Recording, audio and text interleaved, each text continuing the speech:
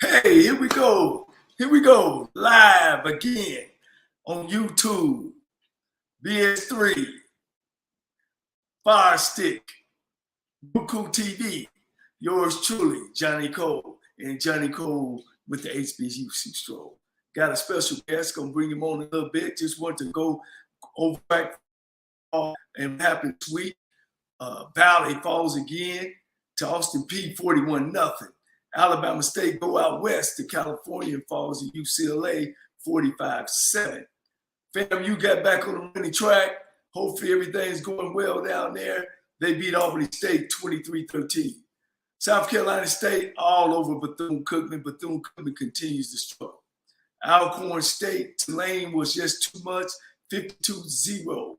Alabama A&M go down to Troy. They fall 38-17, played tough though. Jackson State continue their winning ways, but it was a tough one.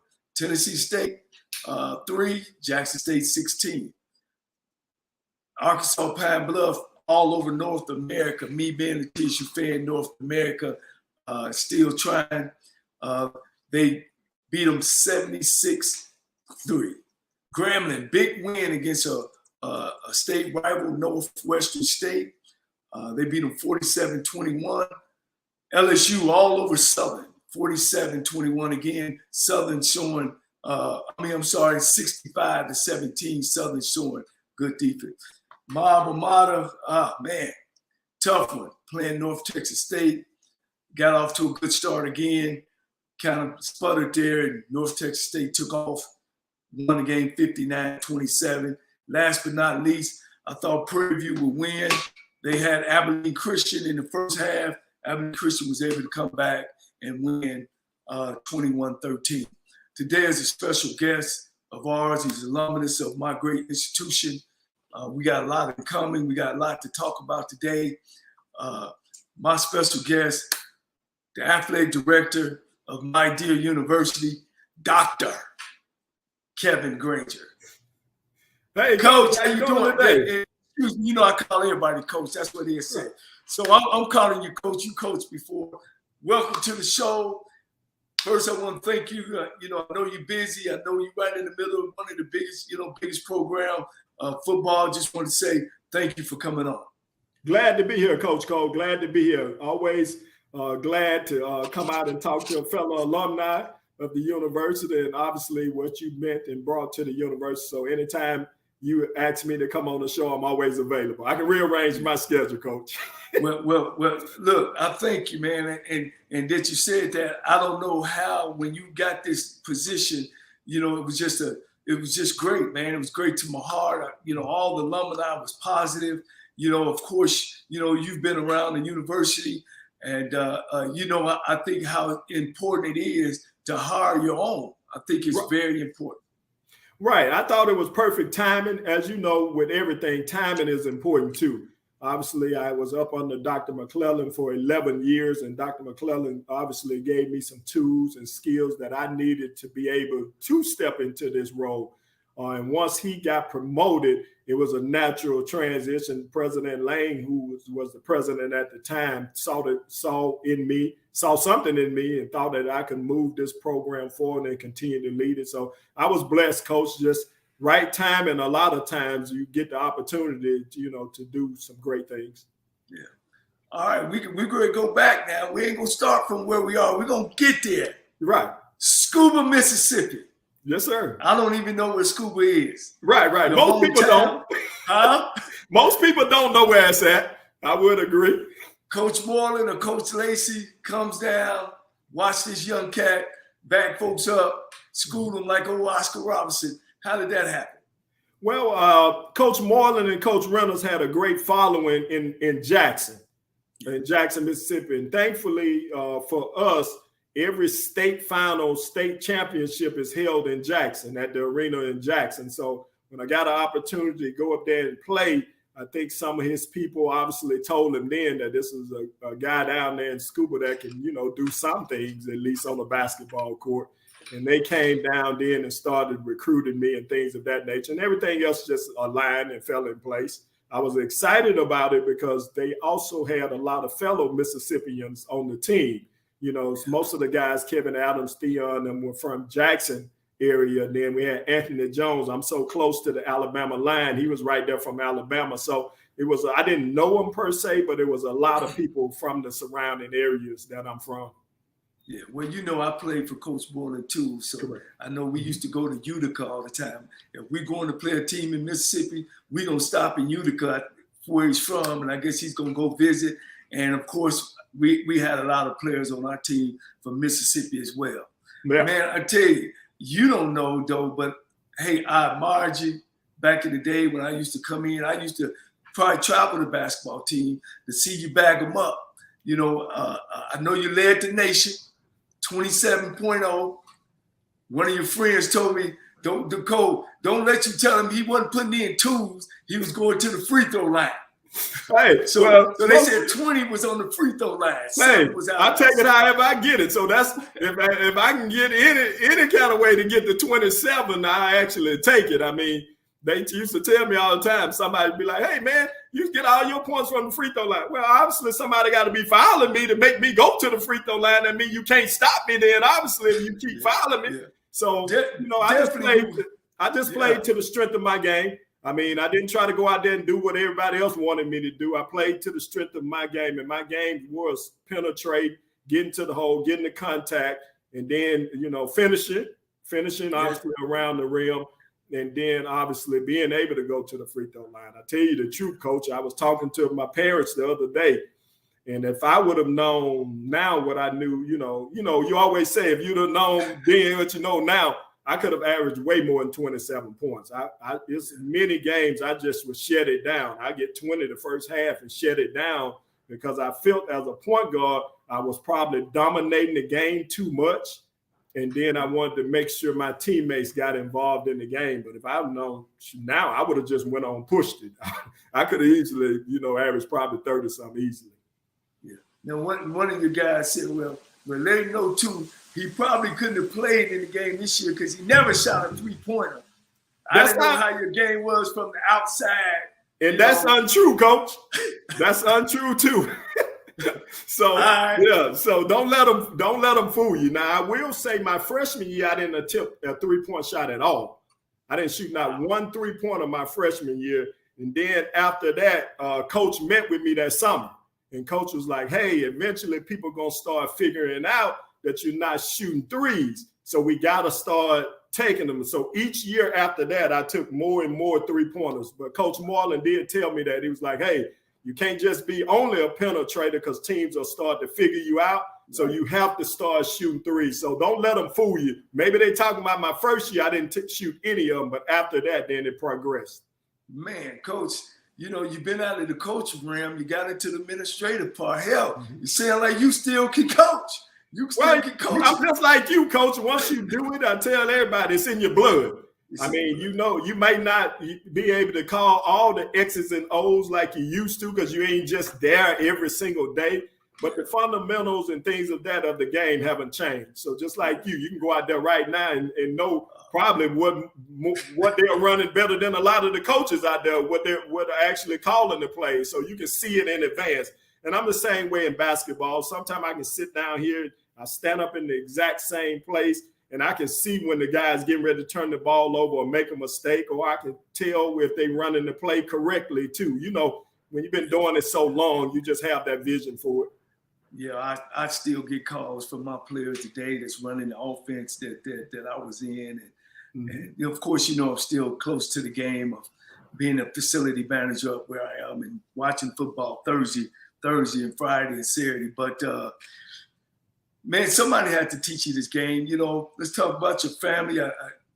We got some things in common. I know your two older brothers. I've heard that story as well about you. Right. No question, Coach. I give them all the credit. Everything I've ever accomplished, I thought, was because of them. We were a close-knit family. They were not just typical older brothers. There's a lot of older brothers. I'm 3 years apart from my Shedrick, who's closest to me. They're 6 years apart from Pat. But they didn't treat me like a younger brother. They allowed me to go with them, be around them, and actually play with them. And most people even back in my hometown, still talk about it. Eventually, I started to catch up with them. And so once I started to catch up to them, then you didn't have a chance if we were probably the same age or around the same age. So eventually I started, and I thank them so much for allowing me that opportunity to, be able to get out there and play with them. So it allowed me to progress and learn things at an early age where I don't think other people had that opportunity.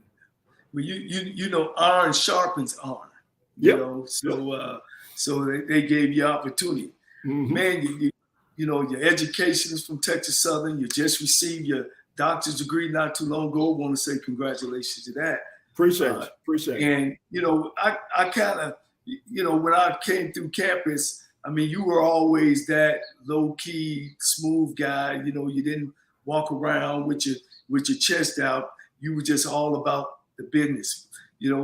How did that part carry your character-wise take role from going to school? Well, I think HBCU.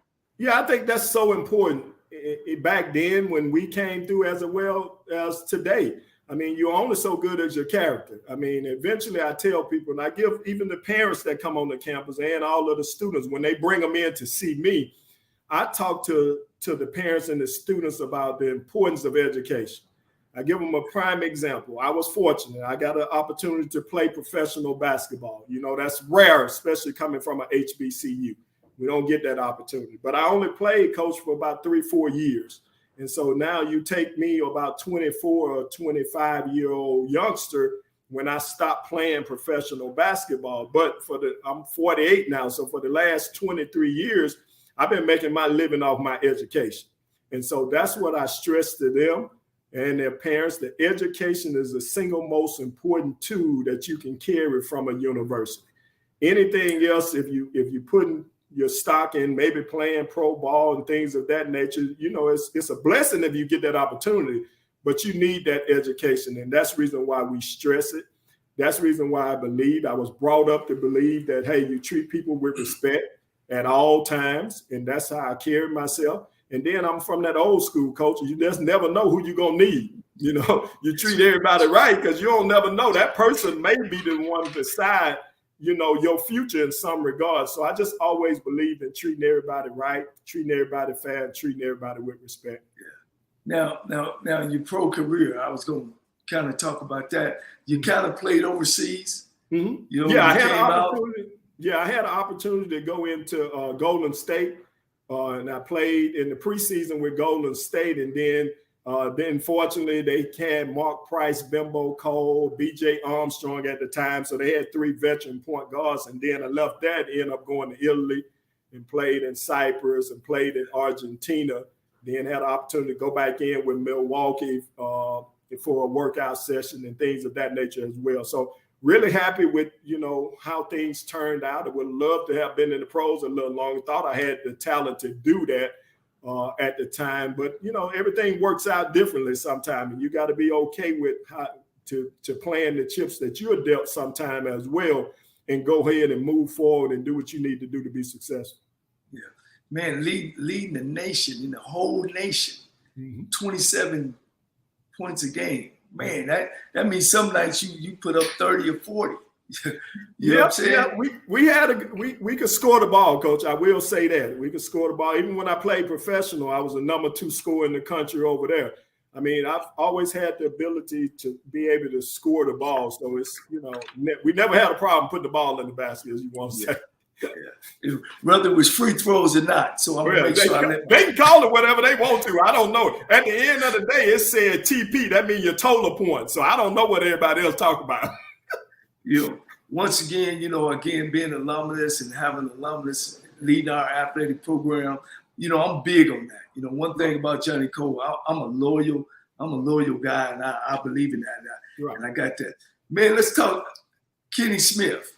Mm-hmm. Man, I mean, you guys are like brothers, and I'm trying to figure him from North Carolina, right? You from Mississippi. He played big, as they would say, Division I, and you played at Texas Southern. Where did you guys meet at?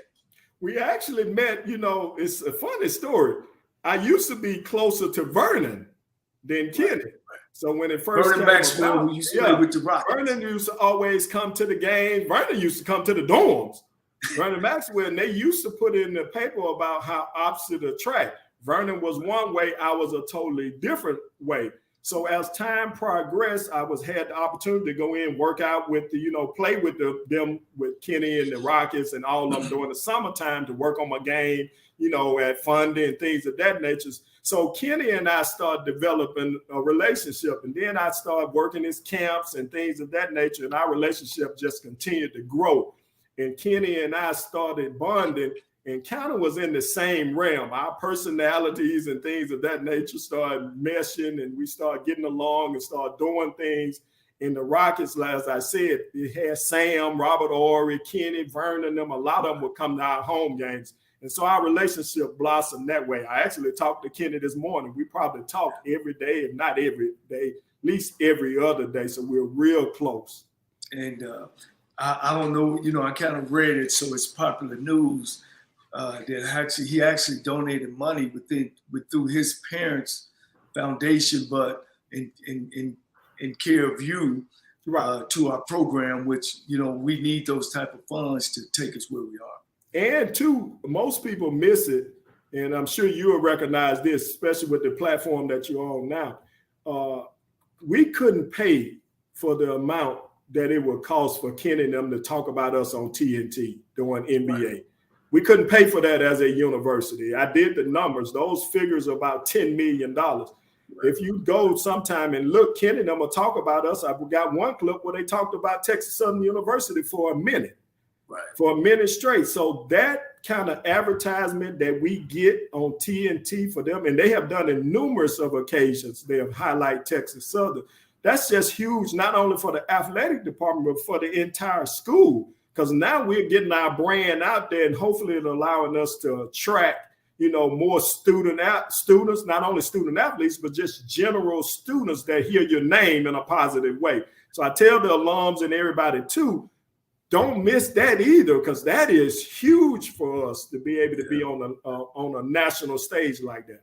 No, you don't have to apologize for who you are and who you know, and that's why it's important, Kevin, to me and to you, because we do have that passion for this university, is that when you get somebody that's walked the tiger path and stayed in the dormitories, and now they into the workforce, and I was going to talk about this a little later, that people give money to people. Oh, no question. Yep. It ain't about, let me get this building $1 million. Right. It's about the connection between with people, and that's real important. Your wife is from Texas Southern, graduate. Yes. Yeah. Son graduated Texas Southern. You see all this? We got all this cut. I got two daughters. I know. All your people came through Texas Southern too. So hey, what you're saying is exactly spot on. You and I both are Texas Southern true. I mean, we're Texas Southern University up and down. It even made sure that our kids even was a part of Texas Southern, just because we believed in Texas Southern, and I still do, and I know you do too. We believe in Texas Southern, and Texas Southern has done some amazing things for us. You or I would not be sitting here if it wasn't for Texas Southern University. So we have to always keep that in focus. Ain't no question. Now, one more basketball thing, and then we'll get you to the AD part of it. Okay. Man, you got hurt before the Arkansas game. Damn it. Yep. You went in there, and your ankle looked like your knee. Right. It did. But you still balled out. Right. How did you feel? I mean, Jesus. Was it a nagging injury, or what it just happened in one game?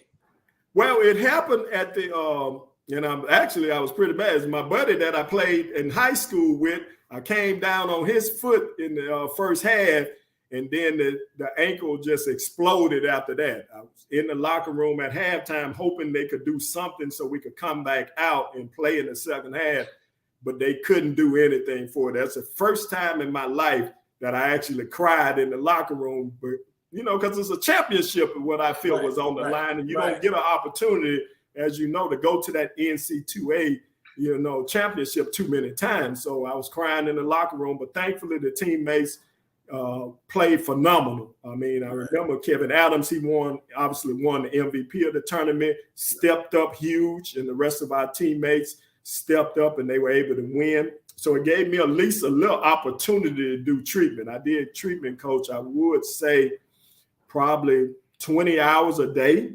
trying to do treatment on the ankle just to get it, at least decent for to go out there and play.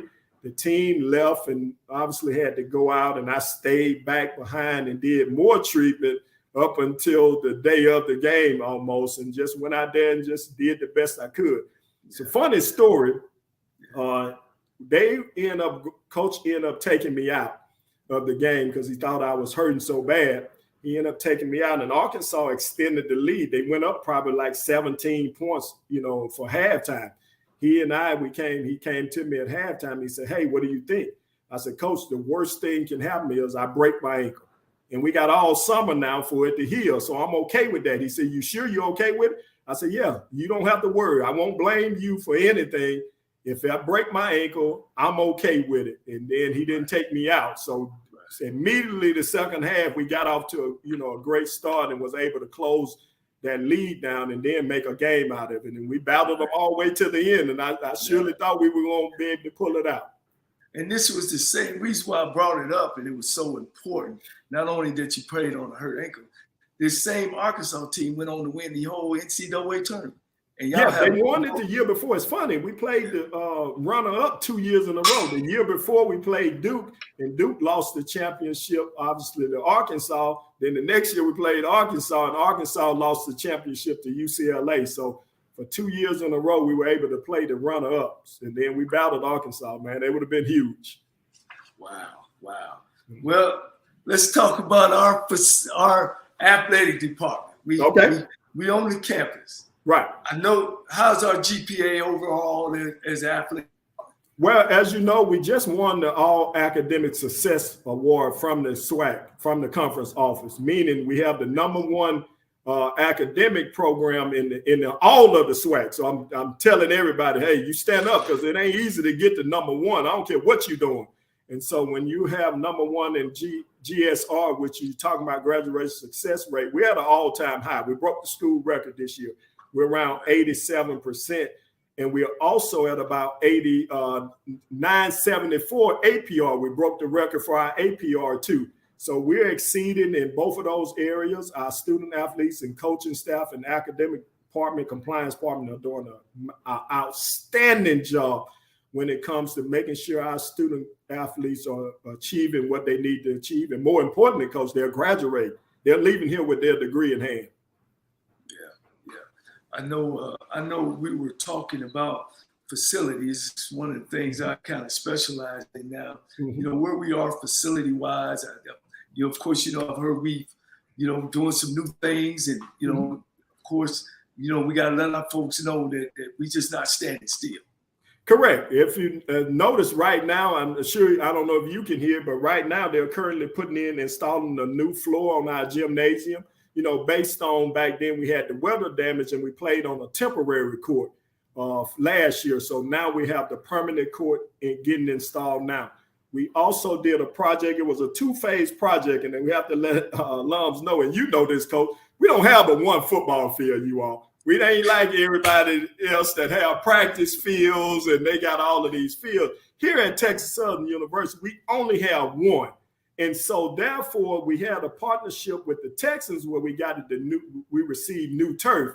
And so we had to phase it in. First thing we did, Coach, and you appreciate this because it was a problem even back, for a long time. Those long jump pits was on the playing surface. So you went from turf to the long jump pits before you got to the track. And so those long jump pits was a safety hazard.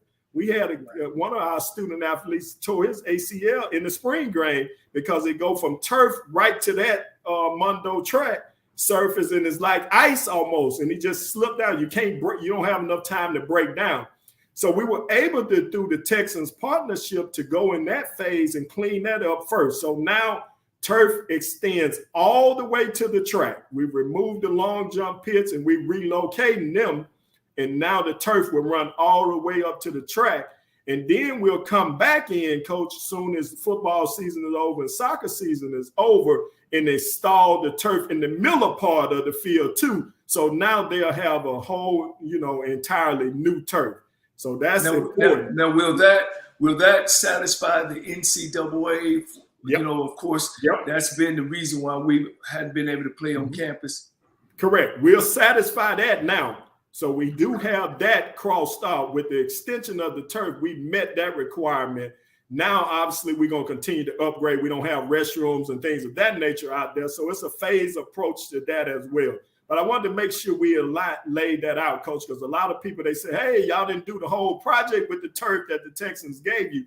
We have to do phased approach because we cannot or could not take a chance of not having that field available when it was time to start training camp for soccer, not only soccer, football, and our band practice out there, Coach, as you know. So it's right. A lot of people are depending on that field to be ready and be able to be used. Right. And I'll share this too, Coach. We have one other project that we're doing right now. We're doing the football upgrade in the locker room. So that's another part of the partnership with the Texans is a whole new football upgrade in the locker room. They have done all the paint, did the new ventilation. We installed new fans in there. We made some repairs to some cracks and things of that nature that was in there as well. And our new lockers will arrive here on Wednesday. So the new lockers will arrive Wednesday. We'll put that in, and then it takes about 3 days to install them. And then our new flooring that we're doing in there come in right behind the locker. So I'm hoping that the project probably be completely done in probably about another week and a half. Yeah. Now, I got all my little secrets on the camp. Ain't we gonna do something with our baseball? Yeah, we're working really, really hard now to through a partnership that we have with the Astros to help us get our own baseball and softball facility. We're excited about that. We're thankful to the city of Houston. We've been playing out there in the city parks for a long, long time. But now we are working with our partners now, and we're carving out and looking at, locations where it's possible for us to have our own baseball and softball stadium. We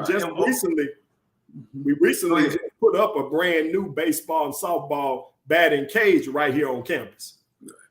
Now, are we looking to try to build it on campus? Yes, that's the idea, Coach. We're trying to make sure that we carve out something that's really, really close to campus. We're looking at some locations on campus. We have an architect firm that we're working with and seeing about where we can put that at. We wanted to make sure we kept it close to campus so our students would be more involved and they can come right out there to the game. If they just have to walk out of the dorms and walk to the stadium, that'll be more beneficial for us. Now one thing, of course, let folks know that me and you do talk off campus, off screen and stuff like that. Mm-hmm. This is one of the things, how is fundraising going in the support from our alumni of reaching out? Well, it's getting better. I mean, obviously, we have a select group that we always hear from that will do the bulk of our fundraising and the bulk of our things. But we started what we call was the Student Athlete Initiative. We did a fundraising campaign where we were able to send that out. And that was a $20 a month commitment. It was $240 a year. And we send that out from time to time. And we had a lot of alums to come aboard on that. We have the Tiger Club, which is an alumni-led club that will support us a lot, as well as Maroon and Gray. Their chapter is doing a lot. So we have a lot more alumni now getting involved and helping out. I think they see, as well as I know, we're alums too. They want to see what you're doing and make sure you're doing things in the correct manner with the funds that they are sending you. And I think once people see that and they can see the growth and they see what we're doing, building and addressing our facilities, they'll get more involved. And Coach, I didn't share this, but we already approved for a new strength and conditioning facility. We already have the money for it. It's already been out for bid. The bid is getting ready to close. We're going to put that new facility where the old basketball courts was at on the outside.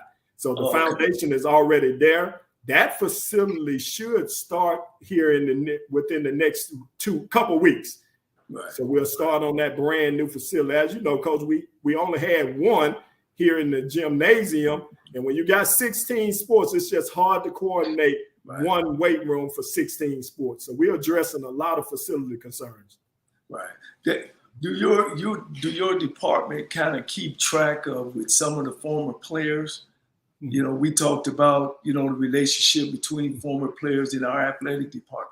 Mm-hmm. It's important, me being a former player myself, of course, and a coach, to be able to feel at home when I come to visit the campus. Right. Oh, that's extremely important to me. Being a former athlete as well, I think that's the driving force. I think we need the former athletes to be involved. We have reached out to several of them. Several of them now do tutoring and mentoring for our program, so we wanted to get them involved. We also do probably once or twice a year where we invite the alumni back from that played in that particular sport. So we try to get them to come out and be a part of the program at a game. We'll do it off campus, depending on the sport. So every single sport would actually do it so we can have an opportunity to keep these alumni and these FX athletes involved. Hey, I got a question from some of my followers. It says, what was it like to be an assistant coach for your former head coach, Coach Moreland? For me, it was great. I mean, obviously, when you get an opportunity to learn from Coach Moreland, not on the basketball playing side, but also on the coaching side, it's just invaluable. I mean, it's like, just adding so many nuggets to you. Because he always coached, and I'm sure you remember this, he always stressed to us that Texas Southern was bigger than all of us. And I really, as a player, didn't really understand what he was saying at the time. I was like, this is just another one of these terminologies that Coach Martin came up with. But as I transitioned into the administration role or coaching on the sideline with him, he was talking about we had to carry Texas Southern in the highest regard. You can't be out there doing things to embarrass the university. And that was his message. Don't ever do anything to embarrass Texas Southern University. And so you got an opportunity to learn that and carry that now and keep passing those nuggets on down to the generations that are coming behind us. Yeah, I had a great experience with Coach Moreland. He would say things to you, and you couldn't give him an answer right then. If you gave him a stupid answer, you would come back and say, "Coach, I know what you meant by that." Right. I remember we went to go play University of Kansas, and we were riding in the car, in the vans, going to practice. And he said, "Y'all see those people up there? They're going to be running America, and y'all not going to be paying attention." Right. Well, what he was saying to us, that's why you're here. Exactly. From school and where you can compete against the same people. So exactly. I can't say enough about Coach Moreland, a smooth way, and Coach Reynolds as well, who was one of our great coaches. Well, Coach, our two major sports, basketball, of course, is football. Correct. Where we are, where you feel that we are in those two major, because they actually carry our athletic program. Correct. I think obviously we all can agree basketball at this point is way ahead of football. Obviously, you look at the last 2 years, we were able to win the championship and not only win the SWAC championship, but win a game in the NC2A tournament. So now as a total, Texas Southern have 3 NC2A wins under their belt.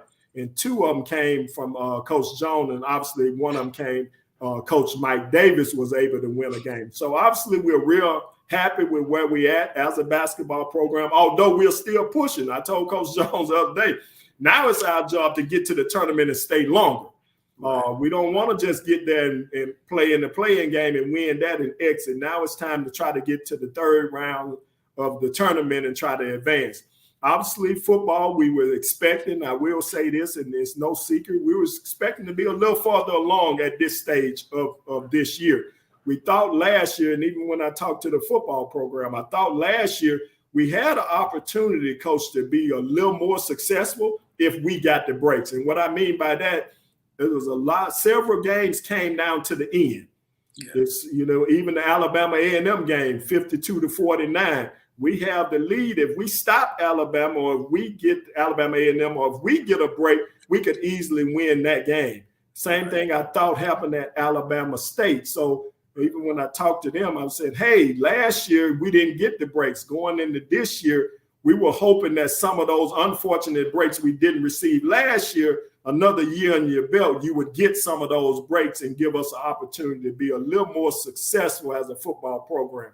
We're making some adjustments, as I said, to, obviously to better it for our football program. We're adding the strength and conditioning. Now, it's not just for football, but we all know football has to be stronger in the weight room in order to be able to get out there and compete. We're making the adjustment for extending the turf and putting the new turf in. And we're also making the adjustment to give them new locker rooms. And so the student athletes can feel good about it, Coach. When if you ain't got the correct facilities these days, it's a new age student. It's hard to recruit and be able to out recruit people when they got the facilities and you don't. So obviously we had to address those issues as well. And now that we are addressing those, we're expecting our performance to go up. We can no longer be a underperforming football team. We want to be a team that can go out there and compete with anybody. Yeah. Hey, this is one. I know you're a basketball guy. Mm-hmm. I'm a football guy. Right. And this always bothers me. Why do our fans don't follow our basketball team? And we just talked about it. Our basketball team is a perennial winner. It's one of the winningest programs in the nation. Mm-hmm. It's up in the top 5, I think, like number 4. Right. I don't understand why. I got my own not reasons, but understanding it, because Texas is a football country. Right. But we need to be able to follow our basketball team much better than we do. I totally agree with you 100%. And that's the message that we try to send out anytime we can get an opportunity to get in front of alums. You got to come out support. My thing is, I tell them the same as when I spoke at the Maroon and Gray event. I tell them the same thing for the football program. You got to get out there and support them. I said it's hard to ask a student athlete to push through that line when he look up in the stands and ain't nobody sitting there cheering them on. Alumni fan support is so important because it gives you that extra energy, that extra oomph that you need sometimes to go out there and make the play. As you stated, our basketball team, we're really, really successful at basketball. So I tell people all the time, they say, well, we now come to football because we're not winning as much. Well, I said, well, the basketball arena should be sold out then because it stays, we win in basketball. So if that's the measuring school that you're talking about, measuring stick that you're referring to, I can understand you saying, okay, well, we can't come to football games because you're not winning as a high rate right now. But that means sell out the basketball arena then. So your argument can make sense, and so that's the message we're seeing. We're hoping that our alumni get more supported. One thing we do too, as you know, at Texas Southern, we're a commuter campus. All of our students stay off campus and they're not coming back, Coach. When you live out there in Sugar Land, Katy, places like that, when you leave and drive all the way out there to go home, you're not coming back to the campus. So now we're building more dormitories on campus and things of that nature. We've having better turnout with the freshmen. So we're hoping that translates to the students getting back involved, and hopefully the alumni will as well. I got a question from Essential Feed. Okay. It says, does Dr. Granger feel coach, I guess you meant football coach, is moving the program in the right direction? Well, it's always a evolving evaluation, Coach. I will say that, and anybody knows that. You're always evaluating the program to understand, to see. As I stated, we tackled a lot of the things from an administration side that we felt was not allowing us to move the program forward. Now, when we tackle all of those issues, it gives us a great opportunity now to dive in and say, hey, are we running the right schemes? Are we moving the program, getting the right recruits? Are we moving the program in the right direction? And have a better judgment on now evaluating, the coaching side of the aspect of the football team. Yeah, Coach, it's starting to rain on us. I'm gonna ask one more question about this football, then we gonna move on to something else. Okay. It says those C7 logistics, those are all great projects and improvement. But what are you doing to help TSU get out of the bottom of the SWAC football conference and become competitive? and start winning? Well, I already answered some of those. Yeah. I think I already answered, that one, but I can go on. I think one thing we as Tigers had to do, and I explained it to the alum, we have to address some of the fundamental issues that's been plaguing Texas Southern for a long time. We did a scale, Coach, and I don't mind saying we're one of the worst programs in the school. I mean, in the SWAC when it comes to facilities. That's a real issue. I mean, it's not something we can run away and hide from. And many times today, your recruiting is based on how your facilities are. And so we had to address those issues and do things to kind of close that gap. We have done that and we are doing that. Now, are we done with it? No, we're not done with it. We still have more work to do. And I think once we start doing all of those things, and then we should see an improvement. Okay. One more question. They said, do you think if the school would promote the games more, which I think is a good question, that we would get those players because some might not know enough about the university? Well, it goes twofold, Coach. I mean, we put out the information. I mean, we send out all the information every time we have games, before games, after games. I mean, we're always getting it out to the best of our ability. We send it to our alumni divisions. They get it out. Our alumni relations get it out as well. So we're getting it out. And as I mentioned earlier, when you got people like Kenny Smith and them and all of them talking about you on the network, on TNT and things of that nature. So you get an opportunity to get the information out. I think for us, Coach, we all know this. I mean, I don't run away from it. You get it out better when you're winning. I mean, I don't run away from that. I mean, I think all of us as athletes and everybody as administrators, former coaches now, everybody understand when you're winning, more people come out. More people know about what you're doing when you're winning. So I'm not running from that. I'm not running from that question, Coach. Well, man, we're talking about those situations and, they will get better. Of course, it's not no secret to me. I've been around the university for 40 years and it's been tough on our football program. Right. Let me ask you this. 90% of all athletic directors in this country is white. And I want to let you know how special you are. I don't know if you know that. Right. Just being an athletic director and one of color, and I don't know your future. You know what I mean? What do you tell a young HBCU graduate who wants to coach and knowing that there's 90% of athletic directors are white? And even now, he can't even come coach at his own alma mater because he either ain't played in the NFL or he's not coached at a PWI. Mm-hmm. What would your words be to him? Well, I will start off by being resilient. You got to be resilient. You got to build your resume. I mean, that's one thing with a lot of coaches these days. They don't want to go through that grind, if you want to say, Coach. I was happy to join. I went from being a professional athlete to being on Coach Moreland's staff as a third assistant. I didn't walk into the building thinking I was going to be his number one assistant, but I was willing to put that time in. And even on Dr. McClellan's staff, I started off as a director of operations. Then obviously I worked my way up and worked my way up and worked my way up. Most people these days, Coach, don't appreciate the grind. They wanted almost everybody I talk to think, okay, hey, I need to already be promoted to be the head coach. As you, Coach, you had to put in your time to become a head coach. You got to build your resume up. And it ain't just about, oh, I went to school at any school you went to. Oh, I went to school there, so they should take me. No, they're always basing it on resume and people who they feel can push the button. Now, you go out there and you build your resume up, you get your talents. It's no other like being on a normal job.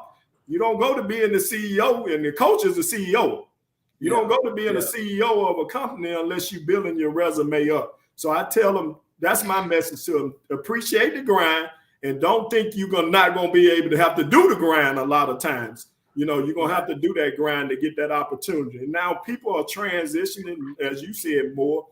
They're starting to look more at NFL type coaches and things of that nature. And I think that's because of the fact that, they've been coaching it at the highest level. Don't necessarily mean they're going to always be successful in getting those jobs, but I think they feel that they coached at the highest level. And so they're giving those guys now more opportunity.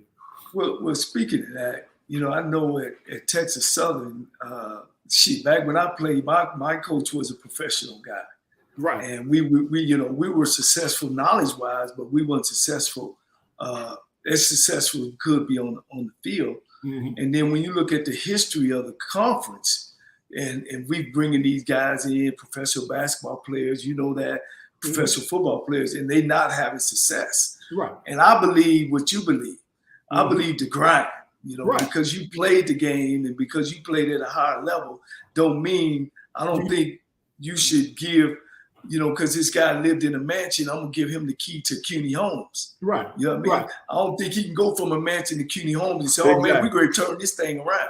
Right. Because, it's doing the same thing, expecting different results. It's called insanity. Mm-hmm. Yeah, I would agree. I totally agree with you. Most people, like I said, and you get some outliers. Sometimes you're going to get somebody that's going to do really, really well at it that came from it. So it's always a judgment call, and you got to do your research and do what's best you think for your university at that time. Now, it's going to be some situations where we all know that it ain't going to work out the way you thought it was or expected it to work out.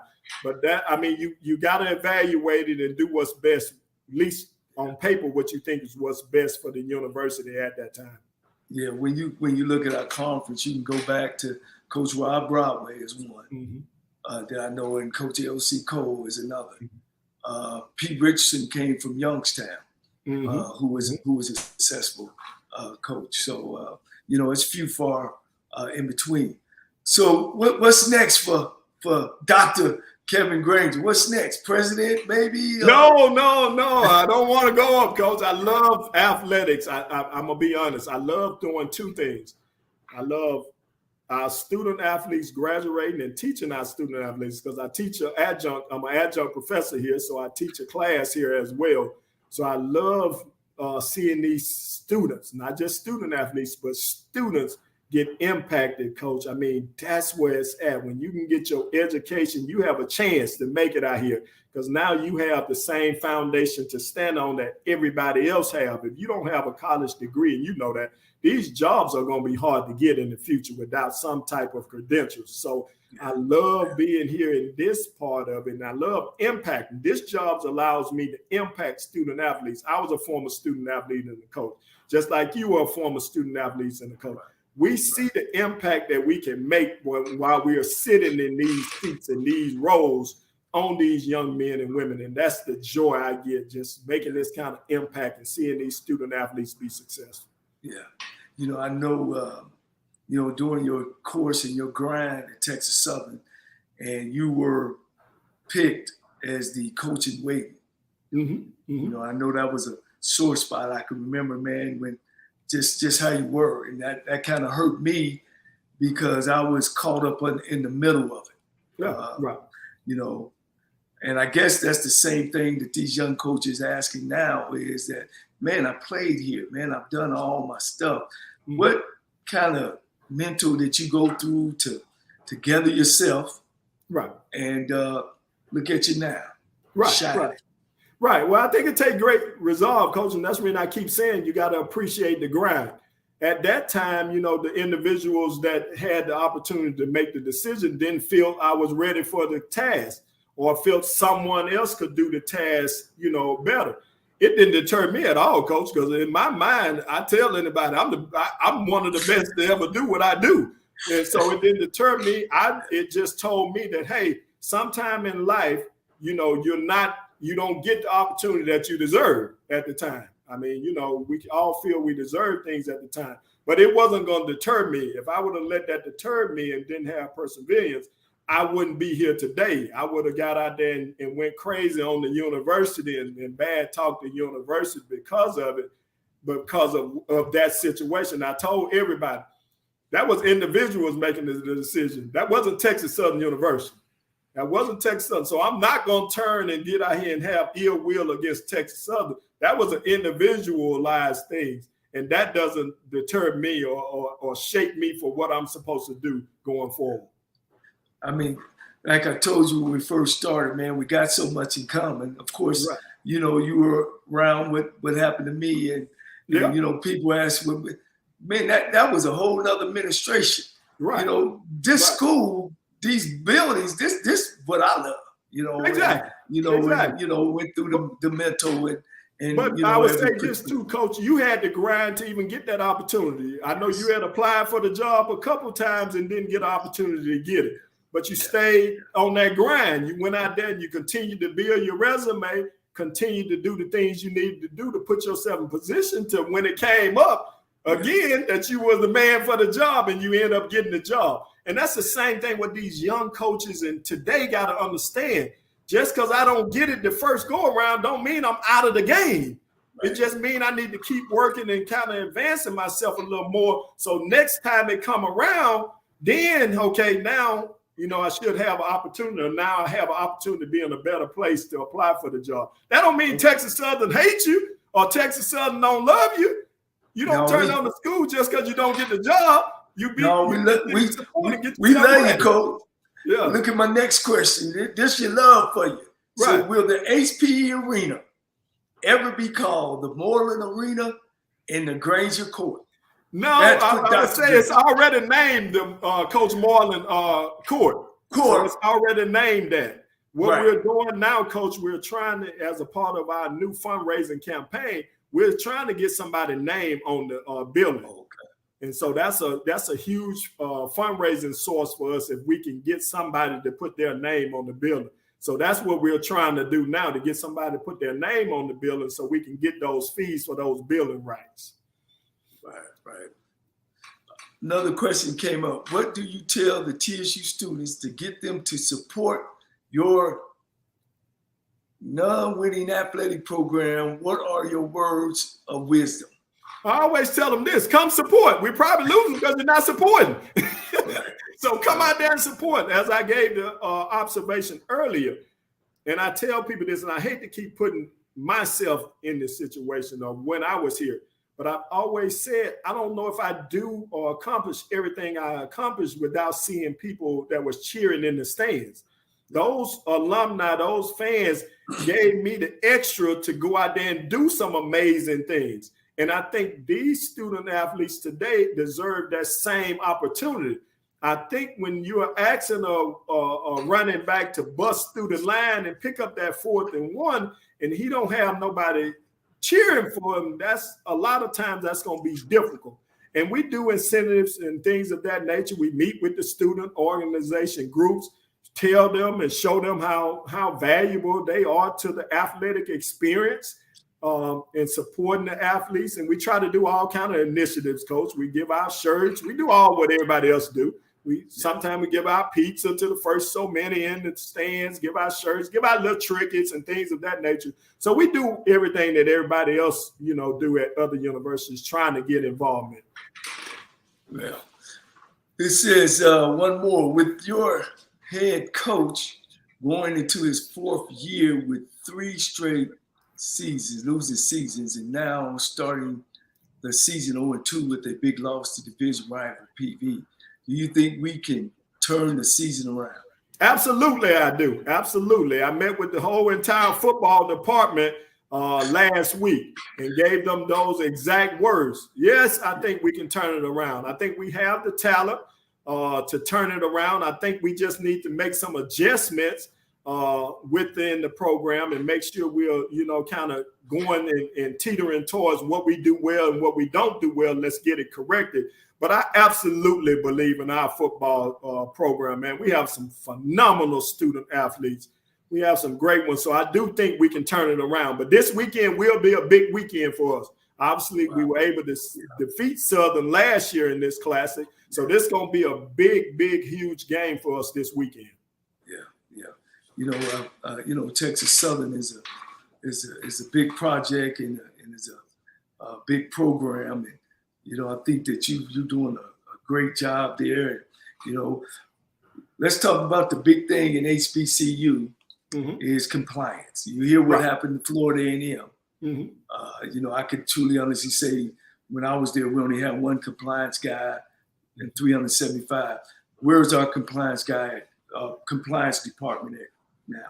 Well, thankfully, knock on wood, after that what you talked about, and at that time we only had one. Dr. McClellan was able to obviously after that beef up that program, beef up that office, and now we have about 4 people that work in that office, and we have about 5 or 6 that work in our academic unit as well. So we have about, you can say about, about 10, 11 people as a total that handles, our academic and compliance part of it for our university. As you know, you can't successfully certify and get all of those student athletes certified and make sure they're on the right track with one person. That's impossible. There's too many student athletes that have to be accounted for. And so we do have the staff. Thankfully for us, it's going into the 12th year that we haven't had any sanctions for as our compliance and things of that nature. So we're really, really excited. Mr. Maletta, who's from the NC2A, who came about after that, after that situation came to us, he's been with us since then, and he's from the NC2A, and he does an outstanding job to make sure that we are evaluating our student athletes appropriately and not putting ourselves at risk. Yeah, he does a fabulous job in that. He knows what he's doing, and I thank him for that. Right. Man, it's been great, Coach. We getting to the end. We come to Arlington, Texas. Yes, sir. This week versus the Southern Jaguars. We're looking for a big win. We got to get back on track. Right. And as you say, that Coach McKinney, he has everything under control, and he's going through his 4th year. So we're looking for big things. Johnnie Jones. One other thing, volleyball program, Mark. I know we had a little turnover there. Mm-hmm. Where we at? They're coming along. We have a first-year coach in Alexis Austin, and so they're out there now. They're playing. Obviously, we're competing. We're trying to, move the program forward as best as possible. So they're competing. They're competing at a, right on schedule as best we could expect them to compete right now as a new coach going into the first year. Basketball. We got a new basketball coach, Skeeter. Coach Skeet. On the women's side. Hey, I'm excited for both of our new coaches, to be honest, Coach. Both of our women's basketball coach and our volleyball coach brings a wealth of knowledge. They are fiery, Coach. They get after it. They pushing us so they can achieve greatness, and they're bringing in the student athletes. If you see an opportunity to see who Alexis, Coach Austin, be bringing on the campus, man, Coach Austin is really, really tall. Every student athlete she done brought on this recruiting trail has been just as tall as her. And I'd be like, oh, those the basketball? Is that the basketball team? And they were like, no, that's the volleyball recruits. I'd be like, oh, my goodness. So I think we're heading in the right direction, Coach. I think with both of those additions going to benefit our athletic program tremendously. And I'll let you know, I reached out to her. And she called me back. Okay. Made me feel like, because I'm bright. I got a niece that wants to come to Texas Southern play volleyball. So I'll tell her she got a feather in her cap. All right. Perfect. I made sure I let her know who I was. All right. Yeah. But hey, Coach, man, look, we're proud of you. You're doing a super, super job. You're one of us. We're gonna support you. I'm gonna support you to the end. And once basketball season again, we'll wrap some more. Okay. What are your final remarks? Well, I want to piggyback first and thank you, Coach, for allowing me to come on the HBCU Stroll with Coach Cole. I'm excited to be a part of it. Anytime there's an alum that are doing some great things, I definitely want to get on in and put my little 2 cents into it and help out the best that I can. Also, I want to make sure everybody come out to Arlington, Coach. As you mentioned, Arlington, the game against Southern is this weekend, and it's a big game for us. I will say that, Coach. It's a huge game for us. As I stated, we were able to defeat the Jaguars last year in this classic, and we really need to beat them again to get off, to change some of our fortunes. You go from losing games to obviously winning.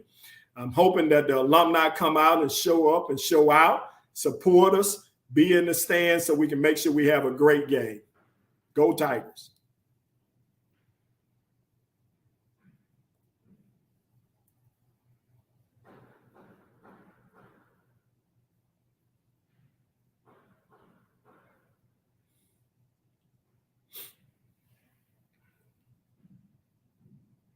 Sybil Wilkes with what you need to know. Today is Monday, September 12th, 2022. And yes, we're back at it. Number one, the Department of Justice continues to wrangle with Donald Trump, his lawyers, and the Trump-appointed federal judge, Eileen Cannon. In its objection to the Cannon decision, justice lawyers stated for the record that despite the call for a special master, federal investigators cannot stop their work in going over the material found at the former president's home August 8th. The Justice Department also said they would submit the names of candidates to consider for the position of special master. Despite their objection, Justice Department lawyers and Trump legal teams made their proposals for people to serve as a special master. Number two, while Great Britain is in official mourning in the British Empire's former colonies, Queen Elizabeth's death brings about complicated feelings, including anger. Beyond official condolences, there's some bitterness about the past in Africa, Asia, the Caribbean, and elsewhere. Talk has turned to the legacies of colonialism. Anger was expressed by the everyday citizens who saw Queen Elizabeth as a symbol of a nation that often rode roughshod over people it subjugated. Number three, New York State is dropping its mask requirement on public transportation, thanks in part to the availability of new booster shots targeting the most common strain of COVID-19. Masks will be encouraged but not required on buses and trains, including the New York City subway system, according to Governor Kathy Hochul. Face coverings were required on public transportation statewide since April 2020, when New York was first ravaged by the coronavirus. Compliance in the subway system was high early in the pandemic, but it's dropped steeply in recent months.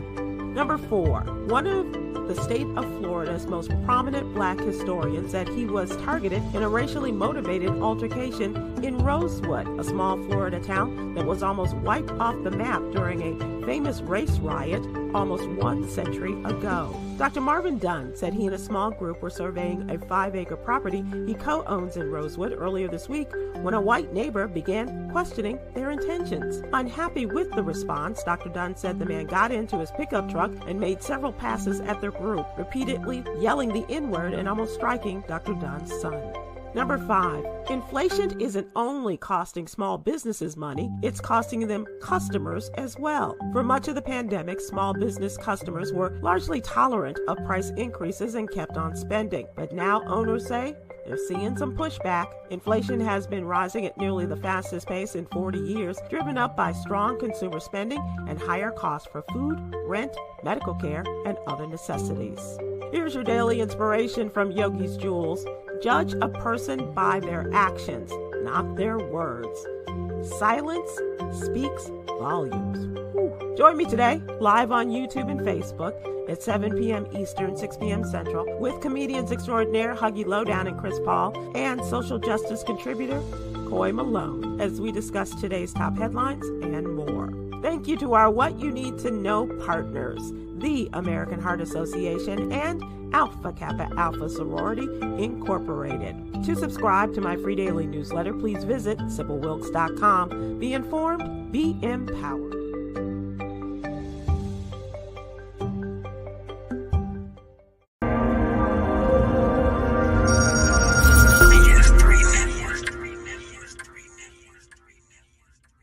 BS3 Network, changing the way you watch TV.